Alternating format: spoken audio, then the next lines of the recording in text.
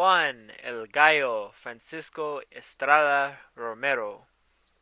That would be his full name. Of course, Juan Francisco Estrada is the name that most people know him as.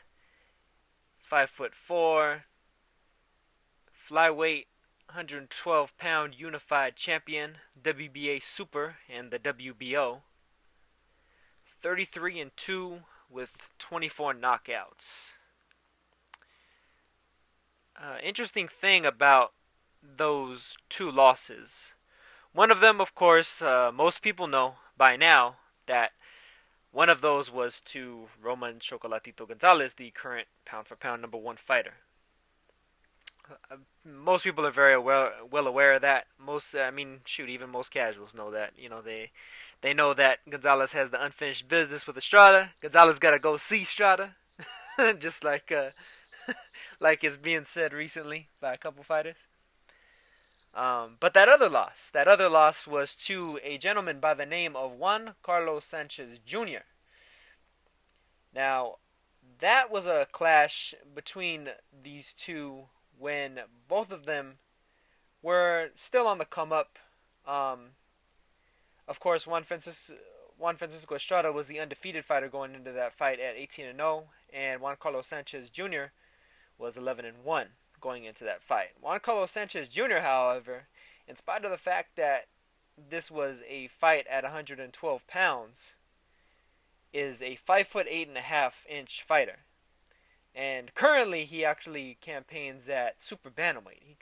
He campaigns at 122. So, of course, that height and that body frame caused him to move up, fairly quickly. Not after that first fight, however, with Estrada, that he won by unanimous decision, an 8th round unanimous decision. He actually dropped Estrada in the first round. Estrada dropped him in the 6th round, and Sanchez won a unanimous decision. But these two had a rematch. A rematch that took place 7 months after the first fight. A rematch in which Estrada dropped Juan Carlos Sanchez Jr. and stopped him in the 10th round. And now, of course, Estrada was dropped as well in the 2nd round, but that just shows you that Estrada, similar to Gonzalez, funny enough, is a man that if you defeat him, he's looking to get you back. And he learns from his mistakes, just like Gonzalez would learn from his mistakes against Francisco Rosas from their first fight and then knocked him out in 2 in the 2nd fight. Otherwise, after that, those two clashes with Estrada, Juan Carlos Sanchez Jr.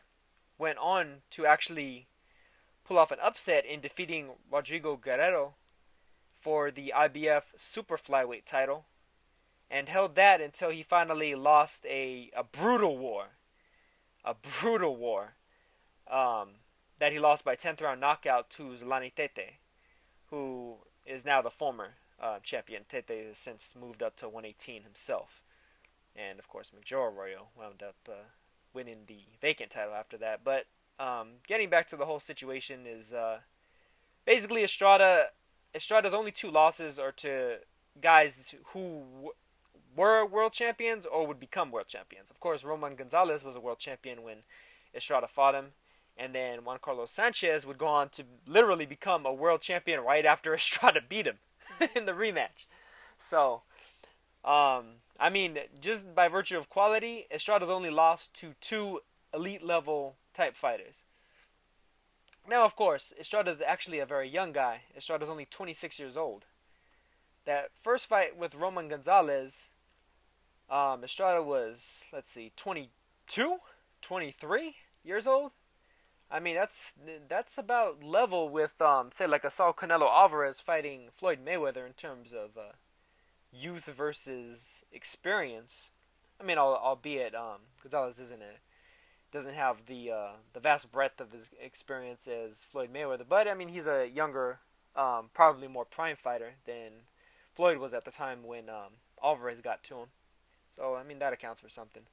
But just in the grand scheme of things, just to even have that in the discussion in general shows quality. Otherwise, Estrada has a lot of wins, a lot of knockouts, and of course that fight with Roman Chocolatito Gonzalez, funny enough, was in the United States in at the Los Angeles Sports Arena. That was actually televised in the United States as well on Wealth TV, and it was the co-feature to the unification between Brian Hawaiian Punch Valoria and Hernan Tyson Marquez. Now, considering the fact that Gonzalez and Estrada and Brian Valoria versus Marquez was on the same card, the initial design of having those two fights on the same card was the thought was that Roman Gonzalez would move up to fight Brian Valoria. Or basically, like, he would move up to fight the winner because the Valoria versus Marquez fight was a 50-50 fight going into that fight. Valoria wound up knocking Marquez out in one of the fights of that year, and Roman Gonzalez wasn't able to come to terms initially with Brian Valoria. So Valoria's team wound up going with Juan Francisco Estrada to help build that fight further. They wanted to, do a little compare and contrast, and that fight wound up coming on the as one of the co-features to a card in China, in Macau, for Zhou Shiming. Valoria wound up losing that fight as the favorite. Juan Francisco Estrada went in there, upset the apple cart, upset the odds, and defeated Brian Valoria, and defeated him soundly. It's officially registered as a split decision, but pretty much anybody and everybody who's watched that fight sees the quality display of boxing ability and beatdown that he put on Brian Valoria. Valoria was definitely making it competitive the first 6 rounds, but the back 6, man, he started really taking a beating. I'd say the rounds 9 through 11 in particular were pretty brutal for Valoria. It looked like he might be getting knocked out in a couple of times in those rounds. And Estrada's not even the type of guy that's looking to knock you out. Estrada's a lot more of a technical counter-puncher, combination counter-punching type fighter. After the fight with Brian Valoria, he wound up fighting the undefeated 29-0 at the time Milan Melindo, one of the top contenders for one of his belts. I forgot which belt it was, because of course he had 2 of them. He had the WBA Super and the WBO after dethroning Valoria. He wound up dropping Melindo on the way to scoring a dominant unanimous decision. Scorecards were crazy wide. Estrada maybe lost 1 or 2 rounds in that fight, beat Melindo handily in a fight where a lot of people were really giving Melindo a damn good shot at beating Estrada. Of course, then after that fight, he wound up taking a voluntary defense against Richie Meprenum. Richie Meprenum had a couple of losses on his resume already. He had lost to Hernan Marquez and Julio Cesar Miranda before that. But Estrada went in there, took care of business, knocked him out in 10. Dominant display, didn't lose a round. And that was it. That was it for Meprenum. His next fight was against Giovanni Segura. Giovanni Segura, some of you may know, because of the fact that he was the first man to defeat Ivan Calderon, a seemingly invincible Ivan Calderon. Ivan Calderon was 34-0-1 before he fought Segura. Took 2 knockout losses to Segura, and then had one more fight and got knocked out, and he was basically retired after that. Segura basically was the beginning of the end of Ivan Calderon. And Ivan Calderon, at the time when he fought Segura, was probably about I'd say he was about ranked 6th or 8th or somewhere around there, pound for pound. He had broken into the top 10, definitely. Segura put hands on him. Segura eventually lost to Brian Valoria and Edgar Sosa. Those names may sound familiar to some of you for a very specific reason.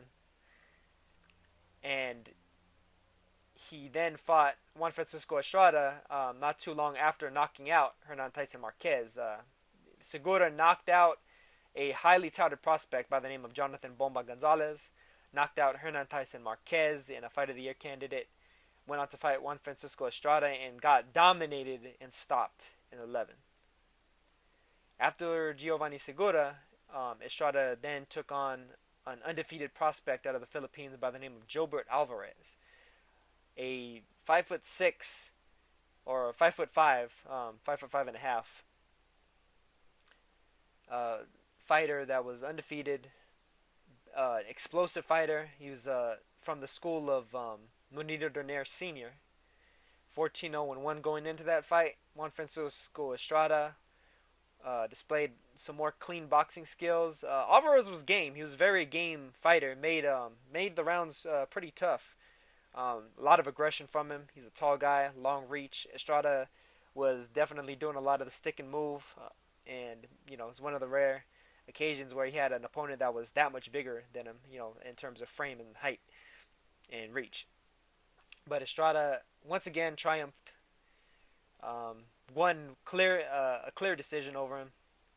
Then went on to fight Rama Lasenjo. Rama Lasenjo wound up being basically a last minute, stay busy opponent.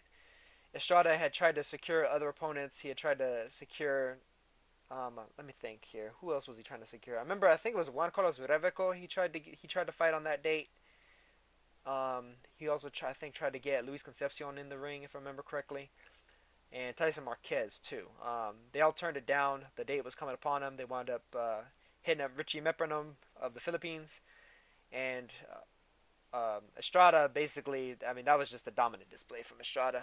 And Mepronom wasn't on the same level as like the Valoria, Melindo, and Alvarez crowd, but he was an otherwise pretty good opponent. Estrada knocked him out in 3 rounds, swelling his eyes shut. The corner threw in the towel because Mepronom literally couldn't see out of his eye. Finally, his most recent fight, Hernan Tyson Marquez himself. Tyson Marquez went into this fight and got knocked out in 10 rounds. Got dropped, twice in the 6th, twice in the 7th, once in the 9th, and twice in the 10th. So he got dropped 7 times in this fight on his way to being stopped. So in spite of the fact that Estrada's not just a clean one-shot knockout artist, he's a guy that punches with accuracy. He's a guy that punches in combination. He's a counter puncher. He's got excellent footwork, excellent defense. He's the total package. His style is fairly similar to a Juan Manuel Marquez or a Rafael Marquez, incidentally. I'd say he has a better front foot game than either of them, though. Funny enough, I'd say Rafael was more gifted offensively than Juan Manuel, but Juan Manuel was more gifted defensively than Rafael.